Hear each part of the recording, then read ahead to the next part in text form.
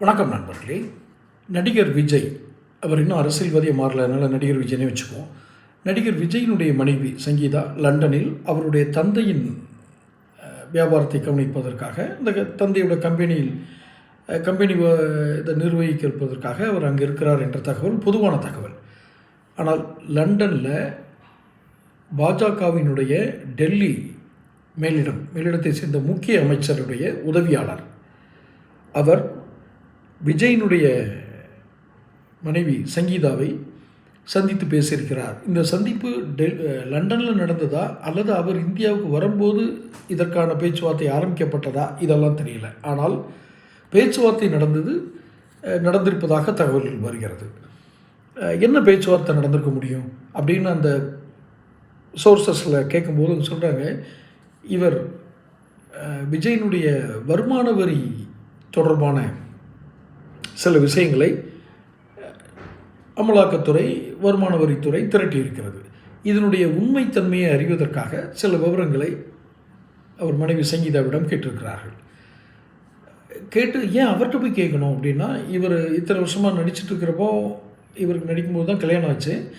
இவர் பணங்களை எல்லாம் கருப்பு வெள்ளை, அதாவது பிளாக் அண்ட் ஒயிட்டில் தான் வாங்கியிருப்பார். எதன் மூலம் இவருடைய முதலீடுகள் செய்யப்பட்டது, எதன் மூலம் பணம் வாங்கப்பட்டது, எதன் மூலம் பணம் வாங்கப்பட்டது, தயாரிப்பாளர்கள்டேருந்து இவர் எப்படி பணம் வாங்கினார், அவருடைய தந்தை S.A. சந்திரசேகர் வழிகளில் ஏதாவது பணம் செய்து வைத்திருக்கிறார்களா, இதை போன்ற ஒரு விவரங்களை அறிந்து உண்மை தெரிந்து கொண்டால் ஒருவேளை சங்கீதா கூட அதை சொல்லலாம் விஜய்கிட்ட. ஆபத்தான விளையாட்டில் நீங்கள் விளையாண்டுருக்கீங்க, ஆபத்தான விளையாட்டில் இறங்கியிருக்கீங்க. ஒருவேளை அவர்களுக்குள்ள உறவு என்னன்னு நமக்கு தெரியாது. அதாவது உறவுனா கணவன் மனைவி, பட் அந்த டிஸ்டன்ஸ் மெயின்டெனிங்கிறது இருக்கிறது ரொம்ப பப்ளிக்காக தெரியுது.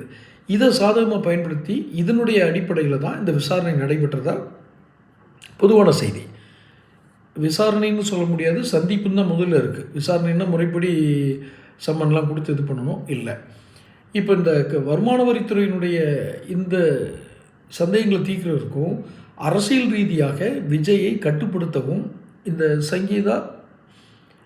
விஜயனுடைய மனைவி சங்கீதா அந்த அம்மையாருக்கும் பாஜகவினுடைய முக்கிய அமைச்சருடைய PAவுக்கும் அவர் தான் தரகராக போயிருக்காரு பேச்சுவார்த்தை நடத்துறதுக்கு அப்படின்னு தகவல்கள். இந்த தகவல்கள் உண்மை என்றால் விஜய்க்கு அந்த வருமான வரித்துறை சம்பந்தமான நெருக்கடிகள் அதிகரிக்கும். அரசியல் ரீதியான அவருடைய வேகம் குறையும். சும்மா ரவுடித்தனமாக பேசிகிட்டு இருக்கிற அவருடைய கட்சிக்காரங்களெலாம் பற்றி கவலைப்படலை, அதுக்கு வேறு ஆப்பு இருக்குது. அதனால் இப்போதைக்கு இதான் தகவல். தொடர்ந்து பேசுவோம். சேனலை சப்ஸ்கிரைப் பண்ணிக்கங்க.